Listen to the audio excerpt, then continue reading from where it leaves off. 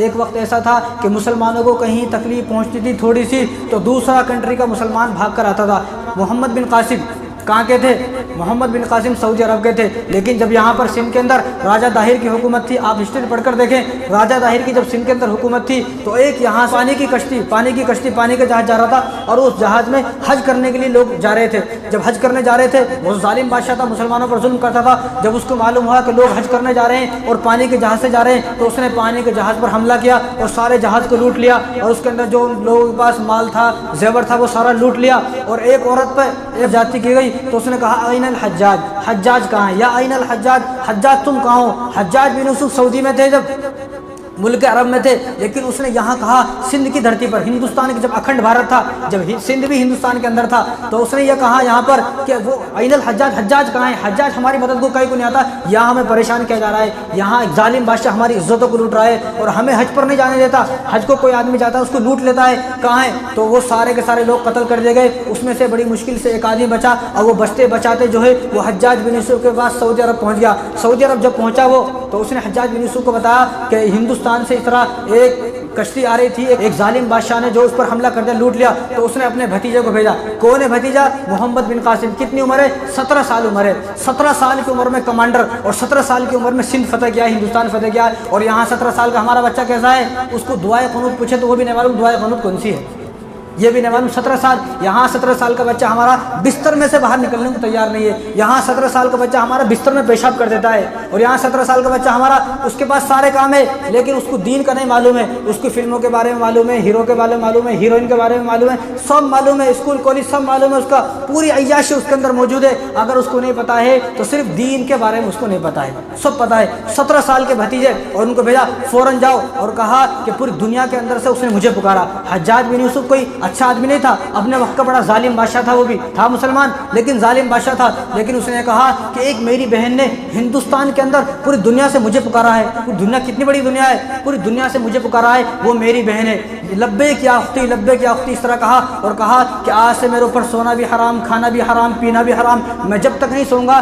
جب تک میں ہندوستان کو فتح نہیں کر لوں گا۔ اور وہاں سے محمد بن قاسم کو بھیجا اور سندھ کو فتح کیا محمد بن قاسم نے صرف 17 سال کے اندر۔ اور 17 سال میں جب یہاں پر آئے، جب 21 سال ہو گئی تو ان کو بلا لیا گیا۔ یہاں پر کتنے سال رہے؟ صرف 4 سال رہے، صرف 4 سال، لیکن 4 سال میں اپنے وہ اخلاق دکھائے، لوگوں کے ساتھ اتنا حسن سلوک کیا۔ جب وہ جا رہے تھے تو ان کے جانے سے پہلے ہندو جو لوگ تھے وہ آ گئے، اور انہوں نے ایک مورتی بنائی ہوئی تھی، اس مورتی کو کپڑے سے ڈھکا ہوا تھا۔ تو ہندو لوگوں نے ان سے کہا کہ اب ہمارا خدا وہ نہیں ہے، ہمارا بھگوان وہ نہیں ہے جس کا آپ تو پوجا کرتے تھے، اب ہمارا ایک نیا بھگوان پیدا ہو گیا ہے۔ تو محمد بن قاسم نے کہا کہ بھئی وہ بھگوان کیا ہے؟ جب انہوں نے مورتی کے اوپر سے وہ کپڑا ہٹایا تو دیکھا کہ وہ محمد بن قاسم کی مورتی تھی۔ آج بھی سندھ کے اندر آپ سرچ کر کے دیکھیں، محمد بن قاسم کی مورتی بنی ہوئی ہے۔ اسلام میں تصویر بنانا تو حرام ہے، اسلام میں مورتیاں بنانا تو حرام ہے، اور کسی مسلمان نے تو نہیں بنائی نا، کوئی مسلمان کیوں بنائے گا؟ اگر کوئی مسلمان تصویر بناتا تو حضور کی تصویر بھی ہوتی، صحابہ کی تصویر بھی ہوتی، غوث پاک کی تصویر بھی ہوتی، لیکن اسلام کے اندر تصویر بنانا، کسی کے مورتی بنانا یہ حرام ہے۔ تو وہ مورتی کس نے بنائی؟ وہ مورتیاں غیر مسلموں نے بنائی، اور کتنے لوگ جو وہ جا رہے تھے، کتنے لوگوں نے ان کے جانے کی وجہ سے کلمہ پڑھا کہ آپ یہاں پر 4 سال رہے، 4 سال میں آپ نے وہ کام کیا کہ ہم آپ کے فین ہو گئے، ہم آپ کے دیوانے ہو گئے۔ لاکھوں لوگوں نے، ہندوؤں نے کلمہ پڑھ لیا۔ جب وہ گئے تو لوگوں نے اپنے جو مندروں میں مورتی رکھی ہوئی تو مورتی ہٹا دی اور محمد بن قاسم کی مورتیاں رکھ لی۔ کیوں؟ پوچھا گیا، انہوں نے کہا کہ وہ جو راجہ تھا وہ ہماری عزتوں پر نظر رکھتا تھا، ہماری کوئی نوجوان لڑکی ہو جاتی تھی اس کی عزت لوٹ لیتا تھا، لیکن جب سے آپ آئے ہو آپ نے ہم سب عورتوں کو اپنی بہن کے جیسا دیکھا ہے، آپ نے کسی عورت پر نظر اٹھا کر نہیں دیکھا، آپ نے کسی عورت۔ جب وہ محمد بن قاسم آ رہے تھے سندھ کے اندر تو سندھ کے بارڈر پہ ٹھہر گئے اور رک گئے، پریشان ہو گئے، سوچنے لگے۔ تو ایک بزرگ آئے تو ان بزرگوں نے پوچھا کیا ہوا محمد بن قاسم، آپ عرب سے آئے ہو ہندوستان کو فتح کرنے، اور جب ہندوستان کی بارڈر میں داخل ہو گئے تو آپ ڈر رہے ہو، کیا بات ہے آپ کیوں ڈر رہے ہو؟ انہوں نے کہا کہ میں عرب کا آدمی ہوں، یہاں عجمی لوگ ہیں، میں عربی بولتا ہوں، مجھے پتہ نہیں یہاں کے لوگ کیسے ہیں، کیا ہے، مجھے یہاں کے بارے میں، یہاں کے معاملات میں کچھ معلوم نہیں ہے، میں ڈرتا ہوں کہ کیسے مقابلہ کروں گا۔ تو ان بزرگوں نے کہا کہ تم ڈرتے کیوں ہو؟ تمہیں پتہ نہیں یہاں کا راجہ طاہر کون ہے؟ یہاں کا راجہ طاہر تو وہ ہے جس خوبصورت لڑکی کو دیکھتا ہے اس کے ساتھ منہ کالا کرتا ہے۔ انہوں نے کہا کہ اچھا یہ بات ہے۔ انہوں نے کہا کہ لا الہ الا اللہ محمد رسول اللہ، ہم ایمان والے ہیں، ہمارا ایمان زندہ ہے، اور جس کا ایمان زندہ ہوتا ہے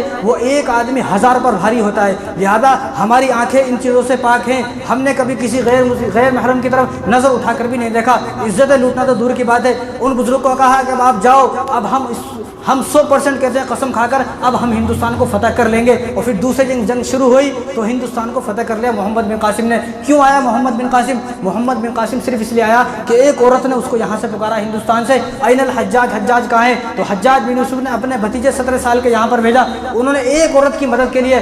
آج ہماری کتنی مسلمان، کتنی فلسطین کے اندر مسلمان بہنیں آج پریشان ہیں، ہم ان کے لیے دعا بھی نہیں کر سکتے۔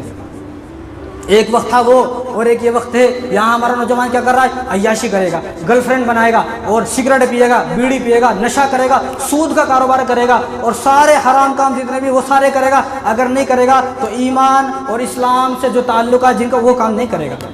تو اللہ تبارک و تعالیٰ سے دعا کرے، یا اللہ جس طرح آپ نے ابابیل کو بھیجا ابراہ کے لیے، ایسے ہی ابابیل اب بھی بھیج دے۔ جس طرح آپ نے نمرود کو ہلاک کرنے کے لیے مچھر بھیجے، اسی طرح کوئی مچھر اب بھی بھیج دے جو ان اسرائیل ظالم، جو اسرائیل والے جو ظالم ہیں، ان ظالموں کو ہلاک و برباد کر دے۔ ان کے اندر سے تو انسانیت ختم ہو گئی ہے، یہ لوگ تو انسانیت کے دشمن ہیں۔ انہوں نے نہ بچوں پر رحم کیا، نہ بوڑھوں پر رحم کیا، نہ انہوں نے کسی پر رحم نہیں کیا، نہ عورتوں پر رحم کیا۔ یہ اتنے بڑے ظالم ہیں، ان سے بڑا ظالم کون ہو سکتا ہے؟ تو ان کے واسطے دعا کریں، ان کے واسطے۔ کیوں؟ کیونکہ آپ صلی اللہ علیہ وسلم نے کیا ارشاد فرمایا کہ جو مسلمان ایک مسلمان کے حالات کو دیکھ کر اس کے اوپر کوئی اثر نہ ہو، فلیس منا، وہ ہم میں سے نہیں ہے، وہ مسلمان ہم میں سے نہیں ہے۔ تو لہٰذا ایک مسلمان دوسرے کے مسلمان کا درد کو دیکھے، اس درد کو اپنا درد سمجھے، اس تکلیف کو اپنی تکلیف سمجھے، اس پریشانی کو اپنی پریشانی سمجھے، ورنہ ایک وقت ایسا آئے گا کہ ہمارے اوپر بھی وہ ظلم ہوں گے، ہمارے اوپر بھی وہ پریشانی آئیں گی، لیکن ہمارے لیے بھی کوئی دعا نہ کرے گا۔